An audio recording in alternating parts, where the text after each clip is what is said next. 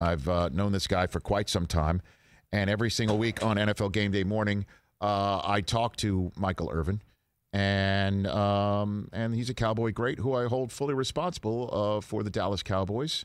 And so with that, I welcome to the show once again Demarcus Ware. How are you, Demarcus? Hey, Rich, man. How you doing? It's good chatting with you again. It's great to talk to you. So before we get to your app where you're driven to win and how you're keeping people fit through your app, can you make that available to the Cowboys defense, do you think? Hey, I tell you what, something needs to happen because from the beginning of the season all the way until now, they really haven't showed up, to be honest with you. I go back and think about when Dak was there and, a couple of the guys were still not hurt. They were scoring 38 points. They're scoring, 36 points. They were still losing games, but they were scoring enough points. But the defense was still faltering and giving up a lot of rushing yards, giving up a lot of plays. And I just go back and start thinking to myself, like, what will cause a defense to be just so bad? And I go back to leadership in the off season, which they didn't have. So you can, get your mantra, your what you need to sort of carry you through the season when you start getting that C on your chest and who's going to be accountable. That's not there. If I ask you a question and said, Rich, who's the leaders on the team right now? There's no answer. I can't even find an answer. Well, I mean, and that's the issue. I guess I might say, but I'm not there. Just in terms of past years, obviously Dak would have been one, but Jalen Smith and there are talented players on this defense, and I'm just wondering what you thought of, because I know what I thought of, and I'm not a 9-time Pro Bowler heading to the Hall of Fame like you on the defensive side of the ball, but what was it like watching them have zero discipline on keeping either an eye on the ball or whatever gaps they needed to maintain for going against an offense whose quarterback, Lamar Jackson, who I adore, giving an honest answer to a simple question I gave a few weeks ago, asking him why things looked a little different, more difficult on offense this year, him saying most of the defenses they're playing were calling out the plays before he ran them. So here's an offense that many other teams are figuring out, or you can call predictable. And they had an extra 4 days to prepare for him because of the delays of the game, and they still gave up 300 yards rushing. What were you thinking watching this? 300 yards rushing, we're not even adding in, the passing yards. So I always, when I was a captain and when I played, when people make mistakes, that comes with not wanting to. That's like the want to. That's the character that's instilled in, some of the players, they're like that. But when you start getting to a point to where you're creating, or not creating, but there's a lot of mistakes that are made on defense to where, you're going against a zone team, you got a running quarterback, they're going to have some extravagant plays, you have to, if you're a defensive end, you have to play cutback, boot reverse, those types of things, and then you don't do that, that becomes not a effort thing or the coaching deal, because you know what you're supposed to do, but it's like a want to. Like, do those guys actually want to be out there right now playing with each other? Are they actually having that team spirit to where they are all together?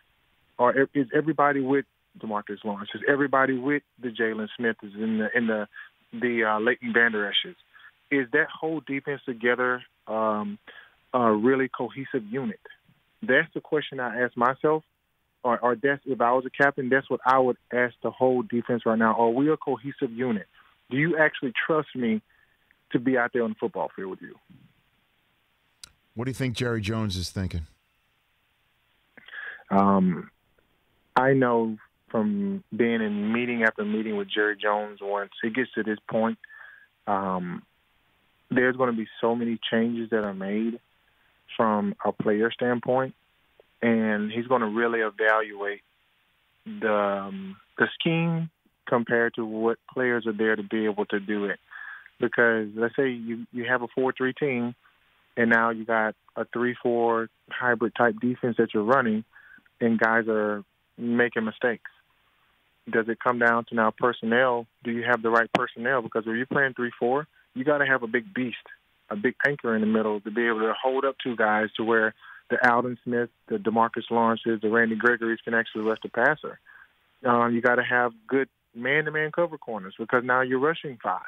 So it just depends on, like I said, I know Jerry's going to make a lot of decisions this offseason, a lot of changes that people aren't going to like, but he's going to get that star shining back again. Well, Demarcus, we're here on the Rich Eisen Show. It's got to start with getting Dak back in the fold, right? I mean, yeah.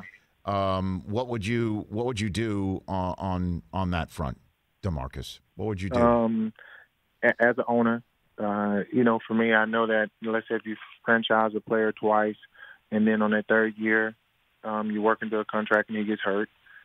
So now it's like, okay, well, you got to do the right thing as an owner for your team and also for the player because you have a relationship with him. So I would, let him get very, very healthy, see how good he is when he comes back. Hopefully he comes back 100%, which I know he will. Okay, put him in the starting position and, pay the guy.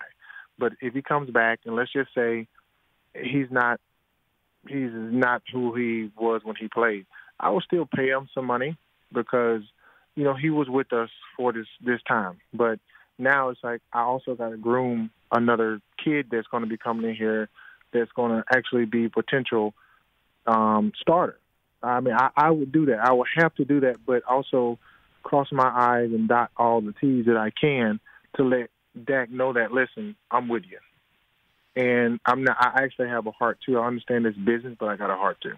Right, especially since I don't know if the timing, I don't know if they're going to be able to, in all honesty, depending on free agency, depending on franchise tag decisions, and I'm going to be deadly honest here, the vaccine, if you're going to be able to get people back on a field, right, and practice and have OTAs and things of that nature, that you're going to have to maybe make that decision sight unseen and hope that, you're seeing within your own division, you looking up at a team that swept you partially because Alex Smith is balling out. And we thought he might not even walk again. That guy had 17 surgeries. Wow. And he has this division in his sights while Dallas is sitting in last place. And that's the other thing, too, is we're talking about the Cowboys' defense being the issue and Dak and what's the question as well. While watching this team, are you surprised at how often Zeke is coming off the field, DeMarcus? I'm really surprised on, I think when you have the bell cow out there, she wants to, like you said, they want to feed Zeke. But I haven't seen that in a very, very long time to where now the third and fourth quarter, you get those big running backs that just crush defenses, right? They eat the clock up. They start, they keep the chains going. I haven't seen that. So, and then I'm starting to see a lot more Pollard in there. I don't know what's going on. Just throwing the football. Now, I know that Andy Dalton's in there. It's a new offensive quarterback in there. But guess what? That's why you give the ball to Zeke, to make the quarterback comfortable. Right. Yeah. But I don't know why, because now if you're a leader of the team, you had Dak, you had Zeke. Now you put the team on your back, like you said you always would do, and you run that football, control the clock, and then let the defense go out there fully rested and create some plays for you. Yeah, I'm watching the Giants run Wayne Gallman for 135 yards, and then you want to talk about bell cows. Obviously, there's Derrick Henry, there's Dalvin Cook, there's Nick Chubb, who has been crushing it, and he missed 4 weeks due to an injury.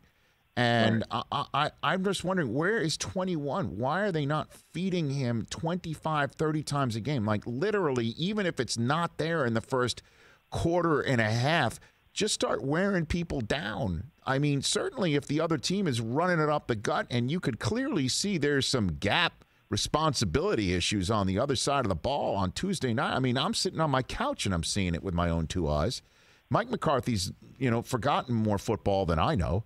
Mike Nolan is a guy who's been coordinating defenses and is a defensive-minded coach for decades. I'm wondering, 21's the answer. and it outruns 20. And I know he's talented, but he's not. You know, he's not making $90 million, Demarcus. You know what I'm saying? Yeah. You just put the price tag on it. When you said $90 million, and when you have a running back that's not out there 100% of the time, I tell you what, when they paid me 78, I was out there 94 plays, out of 100, maybe 6 plays off. But it's one of those things where, are we using Zeke the right way? You know, just there's so many things that I'm trying to put my finger on about this season. Like, it's almost like a whirlwind. 2020, COVID, pandemic. Like, the pandemic hit Dallas. It hit the Dallas Cowboys, and now how can they come out of it from being sick? They're sick right now. Can they end the season healthy, now going into the next season with a really good mentality, and now recouping, getting the character that needs to be gotten during the offseason, during the OTAs and training camps, that can carry them through the season. You know, correct all of the mistakes that they've made this offseason. And what changes are going to be made? I'm ready to see. Demarcus Ware here on the Rich Eisen Show. Before we talk about your app, who would be your defensive player of the year right now? J.J. Watt pounded the table on Twitter, and rightfully so, for his brother T.J. And you've got number 99, who we're going to see try and track down Cam tonight for the Rams. Just 2 of them. Myles Garrett was in the mix, but he did miss a couple of weeks due to COVID-19. I'm wondering who you have looked at this year and thought that's the defensive player of the year, Demarcus. I go back into, I look at T.J. Watt and what he's done, and usually the MVPs are on teams that are winning. Mm-hmm. And it doesn't matter how productive you are, because I remember when I had 20 sacks, when I had 19 and a half sacks one year, it didn't matter, because also that when your team's winning, that goes into leadership, that goes into team camaraderie, it goes into a whole team thing, right? Whole team player. So with Aaron Donald, if I say that there was a single player between T.J. Watt and Aaron Donald who would win that, I would say Aaron Donald all day, right? But his team isn't doing as well as the Pittsburgh Steelers. So usually the last thing that I see is probably the last person that I pick. So let's just say that now, T.J. Watt, they're in the Super Bowl. And it's him and Aaron Donald. Aaron Donald's not in the Super Bowl. But T.J. Watt is in the Super Bowl. So I'm probably going to pick T.J. Watt because his team went further. That means in my head that they had a better team. And so I would pick a T.J. Watt at the time when you're talking about MVP, if you're talking about all-around categories that I just talked about. Yeah, through 16 weeks of a season, I guess. So if you're saying the Steelers have a better record than the Rams, that's who you're taking.